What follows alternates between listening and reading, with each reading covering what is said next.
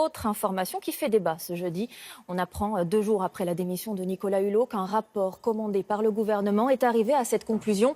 La France devrait construire 6 nouvelles centrales nucléaires type EPR pour maintenir son savoir-faire. Voilà une proposition choc. Peut-elle être suivie alors que des arbitrages sont attendus pour l'automne? Yves Janca, Juliette Perrault et Pascal Caron. Que faut-il faire pour maintenir les compétences, le savoir-faire industriel dans le secteur nucléaire? D'après un rapport officiel révélé par le journal Les Échos, il faudrait construire 6 nouveaux réacteurs nucléaires EPR à partir de 2025.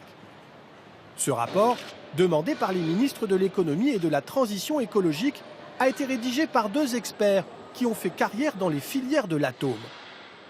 Leurs conclusions font bondir les écologistes.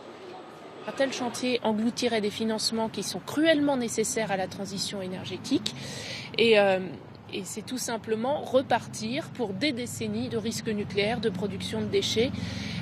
Donc de ce point de vue-là, c'est une décision absurde. Une inquiétude nourrie par le sort de l'unique chantier de l'EPR en France, à Flamanville. Il a déjà coûté plus de 10 milliards d'euros à EDF en accumulant les déboires techniques et 6 ans de retard. D'après un observateur critique, construire 6 nouveaux EPR ne serait pas réaliste économiquement. L'EPR reste intrinsèquement aujourd'hui beaucoup plus cher en termes de coût de production que les énergies renouvelables. Et donc les chances de futurs EPR d'être rentables sur le marché européen sont aujourd'hui pratiquement nulles.